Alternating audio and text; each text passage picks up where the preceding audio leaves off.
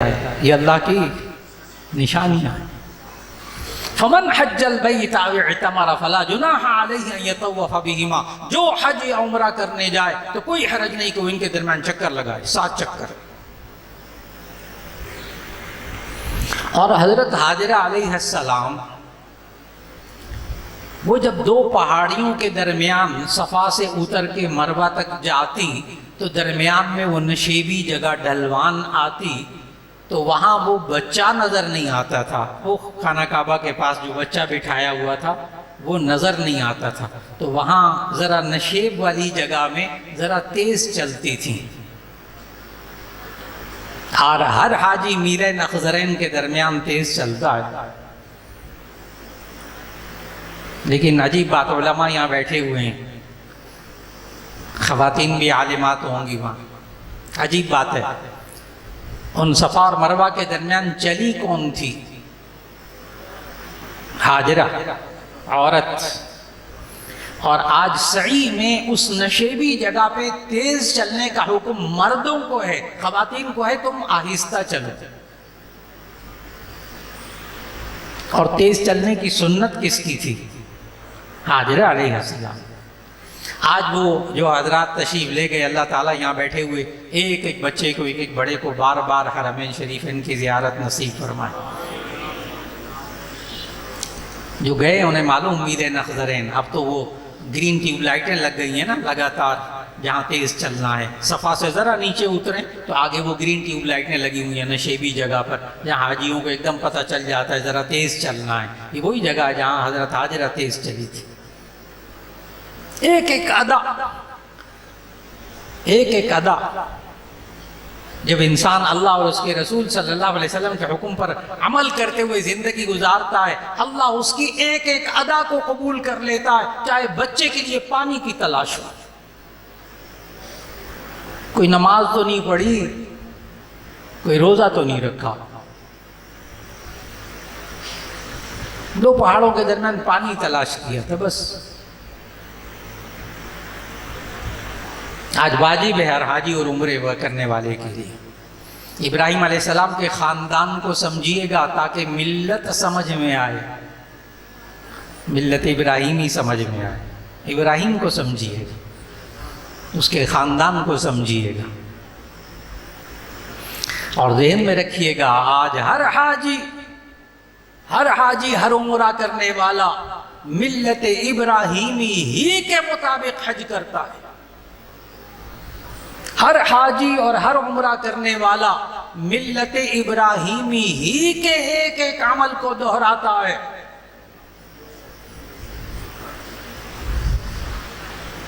یہ سعی حاجرہ کی سنت۔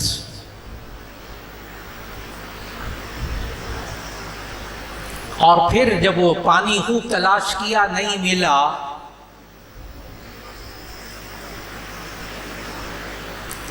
تو پیاس کی وجہ سے روایات میں آتا ہے کہ اسماعیل علیہ السلام اس دودھ پیتے بچے نے ایڑیاں رگڑی،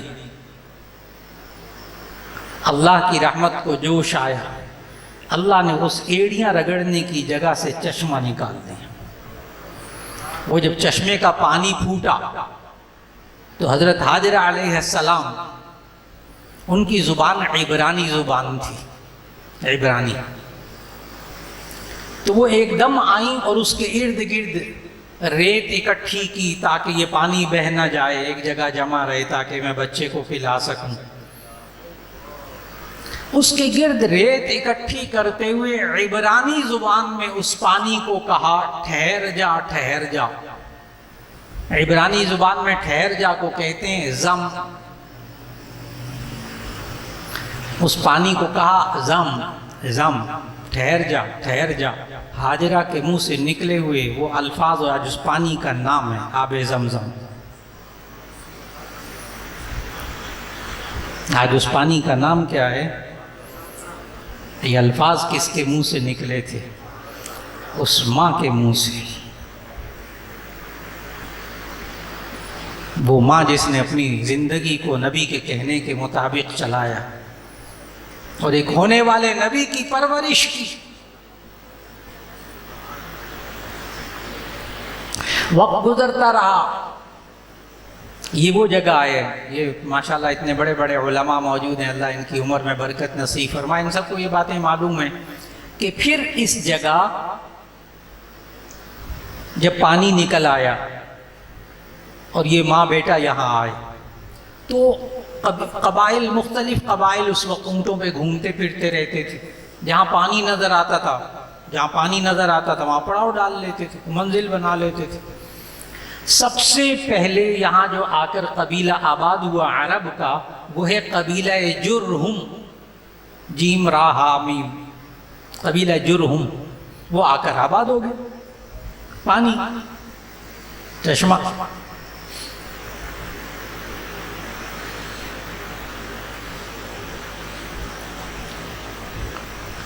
وہ دودھ پیتا بچہ بڑا ہوتا ہے۔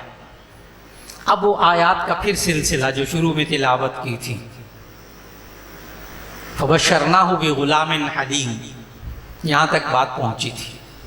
آگے آیت فلما بلغ معه السعي قال یا بنی انی ارى في المنام انی اذبحك فانظر ماذا ترى۔ ابراہیم علیہ السلام تشریف لائے دوبارہ واپس خانہ کعبہ کے پاس، اور بچہ اس وقت 9 عمر بچہ تھا، جس کو اللہ نے قرآن کی اس آیت میں کہا فلما بلغ معه السعي، جب وہ اپنے باپ کے ساتھ کوشش کی عمر کو پہنچا۔ سعی کا معنی کوشش کرنا، وہ سعی جو صفا اور مروہ کے درمیان، اس کو بھی سعی کہتے ہیں نا، کوشش کرنا، چلنا دوڑنا۔ جب وہ کوشش کرنے کی عمر کو بچہ پہنچا، اسماعیل دوڑنے بھاگنے دوڑنے کی عمر کو پہنچا، باپ کے ساتھ تعاون کرنے کی عمر کو پہنچا، کم از کم عمر لگا دیں تو 14-15 سال تو ہوگی نا باپ کے ساتھ کوشش کرنے والی عمر۔ اگر آپ حضرات سب کے سب میرے ذہن کے ساتھ ساتھ چل رہے ہیں تو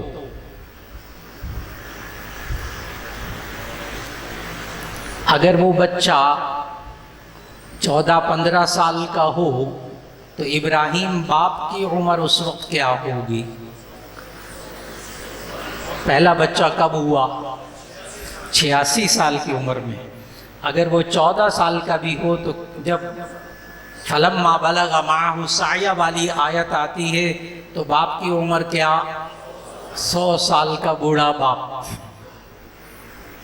اس وقت فلما بلغ معه السعي، جب وہ بچہ کوشش کی عمر کو پہنچا، قال، ابراہیم علیہ السلام نے کہا یا بنی انی ارى فی المنام، اے میرے پیارے بیٹے میں نے خواب میں دیکھا ہے، انی اذبحک، میں تجھے ذبح کر رہا ہوں، فانظر ماذا ترى، تو تو دیکھ تیری کیا رائے ہے۔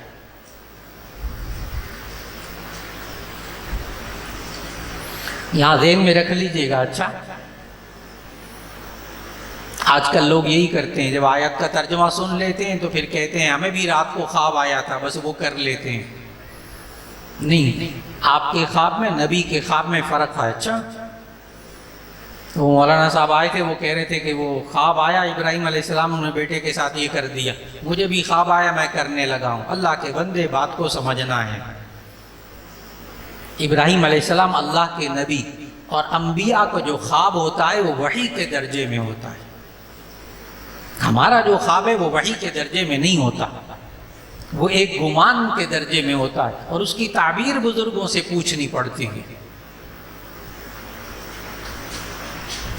انبیاء کا خواب وحی ہوتا ہے،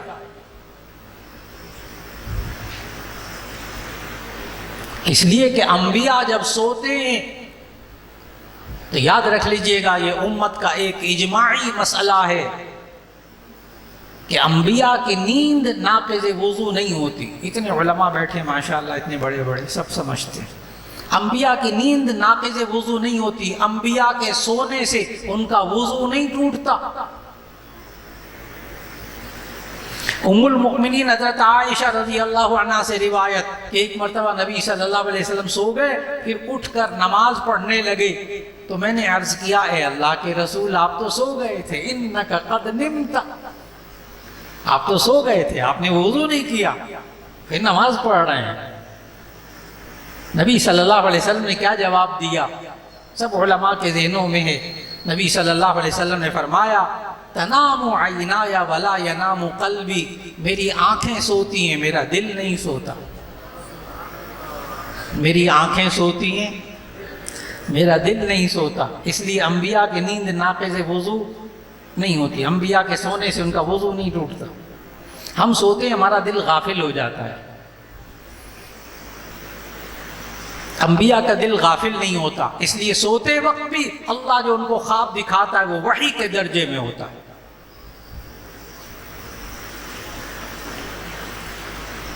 قال یا بنی انی اری فی المنام، اے میرے پیارے بیٹے میں نے خواب میں دیکھا ہے میں تجھے ذبح کر رہا ہوں، فانظر ماذا تری، تیری کیا رائے ہے؟ آج کل کا ہوتا نا بیٹا تو باپ کو کہتا ابا جی آپ کچھ بوڑھے ہو گئے ہیں، 100 سال کے، آپ کے دماغ میں کچھ تھوڑا سے خرابی آ گئی ہے جو آپ اس طرح کی باتیں کہہ رہے ہیں۔ آج کل تو ذرا سا بچہ جوان ہوتا ہے وہ جوان باپ کو بھی کہہ رہا ہوتا ہے ابا جی آپ نے ایک تو سٹھیا گئے ہیں، آپ پتہ نہیں کیا ہے، الٹی سیدھی باتیں کرتے رہتے ہیں۔ یہ نوجوان جتنے بیٹھے ہیں نا یہ تو سارے نیک بچے ہیں، دین سننے کے لیے بیٹھے ہیں نا، یہی کافی ہے۔ مسجد میں آئے ہیں نا، اس لیے جو میں بات کہہ رہا ہوں یہ ان نوجوانوں کے بارے میں نہیں ہے، جو نہیں آئے نا ان کے بارے میں جو بات کہنے لگا ہوں۔